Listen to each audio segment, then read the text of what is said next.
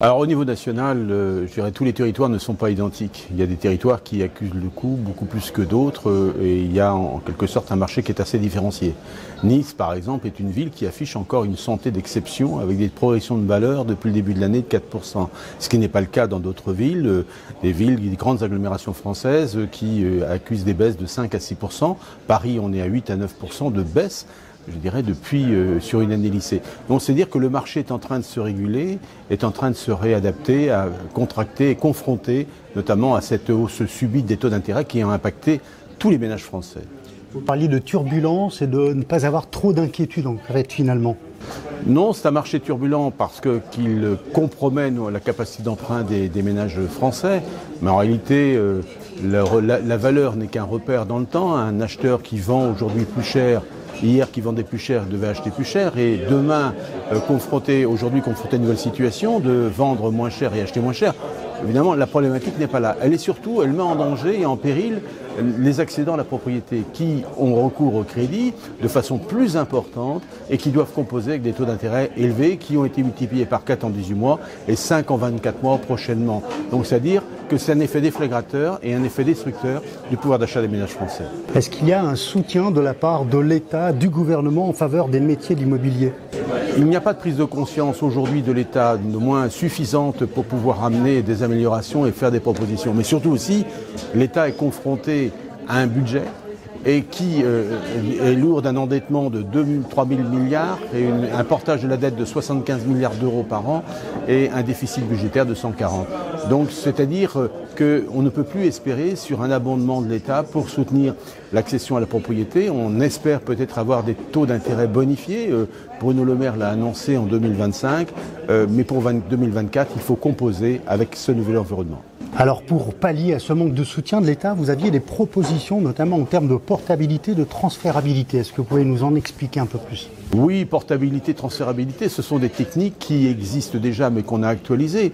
Est-ce qu'on ne peut pas imaginer qu'un Français, un Lyonnais par exemple, qui a emprunté, qui a acheté il y a 18 mois, à 2 ans, avec un taux d'intérêt de 1%, ne puisse pas bénéficier de ce prêt à conditions préférentielles pour une nouvelle acquisition qu'il va faire s'il est amené à une muter dans une autre ville. Finalement, conserver le bénéfice du prêt en cours sur une autre acquisition. De la même façon, la transférabilité concerne aussi un ménage qui divorce, qui vend son appartement, qui a un prêt à 1%, et transférer ce même crédit à un autre acheteur qui achète et lui permettre d'avoir ses conditions préférentielles dans le cadre du transfert de ce prêt à son nouvel accueil. Est-ce que vous avez bon espoir que ces propositions soient retenues un jour ? Oh, je suis téméraire et je vais continuer dans tous les cas à marteler, puisque moi, tant qu'on ne me dit pas non, tant que je n'ai pas de réponse négative ni de l'État, ni des banques, je continuerai, je persisterai dans cet effort. Un mot quand même sur l'application de la loi climat et résilience. Pour vous, le calendrier est purement intenable ? Le calendrier n'est pas tenable pour de raisons évidentes, parce que 1er janvier 2025, c'est maintenant dans 15 mois, et dans les 15 mois, on n'aura pas le délai suffisant à la fois pour mobiliser les syndicats de copropriétaires, faire prendre les décisions avec les obligations, notamment de calendrier qui sont les nôtres, et surtout avoir des entreprises en quantité suffisante pour mener à bien exécuter ces travaux. Donc on est face à une situation où on va notamment avoir des logements indécents dans un délai de 15 mois qui ne pourront plus être loués. Là, il y a urgence à réagir et on attend beaucoup un aménagement du calendrier ou tout simplement un amendement que l'on déposera dans le cadre d'une future loi sur le logement. Vous aviez parlé tout à l'heure d'un véritable plan Marshall qu'il fallait déclencher. Oui, un plan Marshall parce que nous n'avons pas suffisamment de forces en présence pour pouvoir faire cette rénovation énergétique. Je le rappelais tout à l'heure, pour pouvoir bénéficier des aides, notamment ma prime rénov', il faut traiter avec une entreprise qui est qualifiée RGE. Or, les entreprises qualifiées RGE ne sont que 11% des 540 000 entreprises françaises. On ne va pas faire la rénovation énergétique avec 11% d'entreprises qualifiées.